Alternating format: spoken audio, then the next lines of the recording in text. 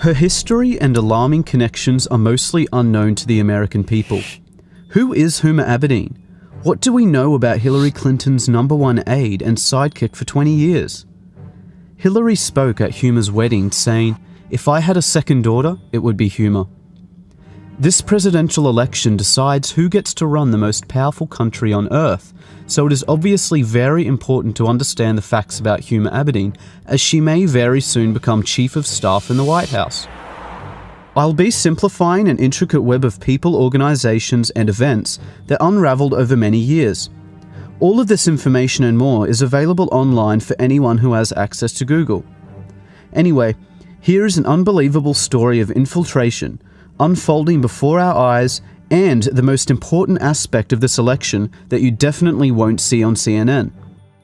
There are 4 main players in this: Hillary Clinton, Huma Abedin, Abdullah Omar Nassif, and Saudi Arabia. Huma was born in the USA. Then when she was 2 years old, her family moved to Saudi Arabia. They lived in Saudi Arabia for 16 years.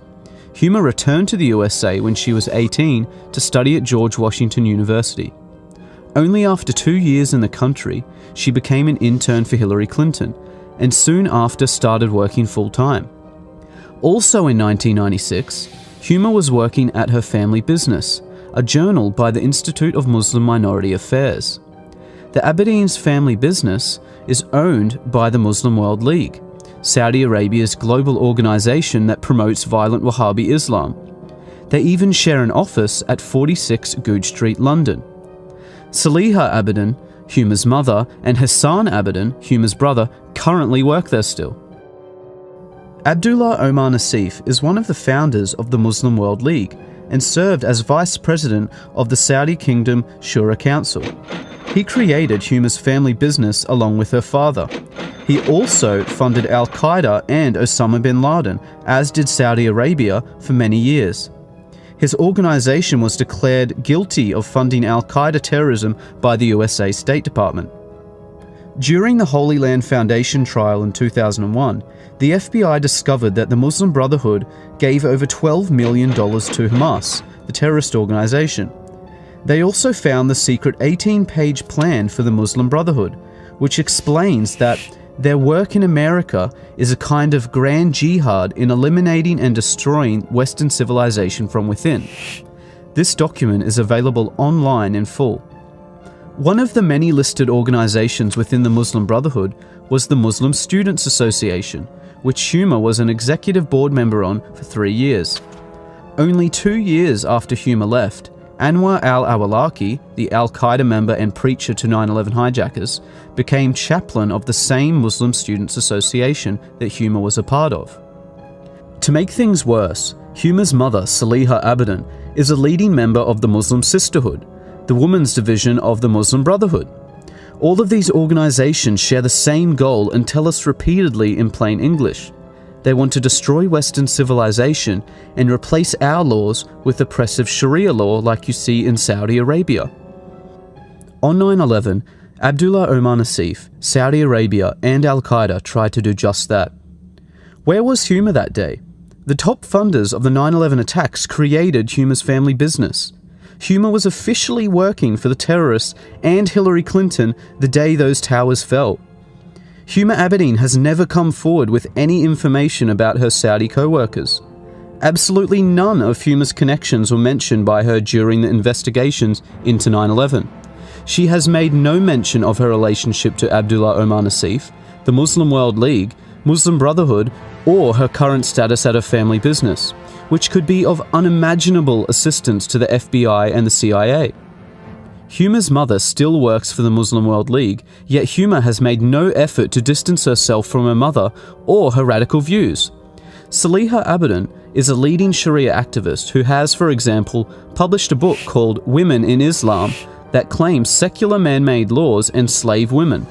It supports female genital mutilation, the death penalty for leaving Islam, the legal subordination of women, and the participation of women in violent jihad. Hillary Clinton has flown to meet with Saliha Abedin many times. Huma says that her mother considers her to be a big deal and is proud of her. Huma's absolute silence on all questions regarding her extremist ties says far too much. How can someone with such close links to terrorism be allowed access to our top-secret information and have security clearances? Especially since it was found that Huma was accessing Hillary Clinton's emails and physical documents. The Clinton Foundation received over $25 million from Saudi Arabia, and they also funded 20% of her election campaign. Saudi Arabia's massive influence on the Clintons and Obama administration has not gone unnoticed. The damaging results of Islamist influence on the USA and Europe is worthy of another dedicated report, as this is just the tip of the corrupt iceberg. But you can no longer deny that Hillary Clinton is actively working with a global movement whose goal is to destroy Western civilization, just for the selfish benefit of money and power. Huma is the previously hidden link between the Clintons and Saudi terrorism. Dozens of other people and organizations were left out of this for length. Any rational person should have high standards of evidence for claims such as this. So here is the fastest way to prove Huma's tie to Abdullah Omar Nassif that you can look up for yourself and is sourced by their own websites. Start at the website of Huma's family business, the Institute of Muslim Minority Affairs. See that Huma's mother, Saliha, and Huma's brother, Hassan, currently manage this company. Now go to the website for the Muslim World League, owned by Saudi Arabia and Abdullah Omar Nassif. Note the address is listed by their website, 46 Goodge Street, London. Now, back to Huma's family business. If you scroll down, you see that same address, 46 Goodge Street, London. Clearly anyone can prove in seconds that Huma's family business is owned by Saudi Arabian terrorists. Their own websites make no secret of this fact. There are no more excuses for Huma's silence. She has had years of opportunities to distance herself from terrorists and radical views, but would rather simply hide. The American people demand an explanation from Huma Abedin and Hillary Clinton before the election. One simple, straightforward question needs to be answered. Did Abdullah Omar Nassif create your family business? And were you working with him in any capacity on September the 11th, 2001? Yes or no? This year marks the 15th anniversary of the day Al-Qaeda murdered 3,000 innocent citizens. Let's not forget about it so quickly. Huma's security clearances should be revoked until she or Hillary directly address this national security threat. Unfortunately, in the meantime, because of the overwhelming silence and lies, it appears to be true that a vote for Hillary Clinton will be a vote for Huma Abedin, the Muslim Brotherhood, Saudi Arabia, Al-Qaeda, and a wish for the complete destruction of the United States of America.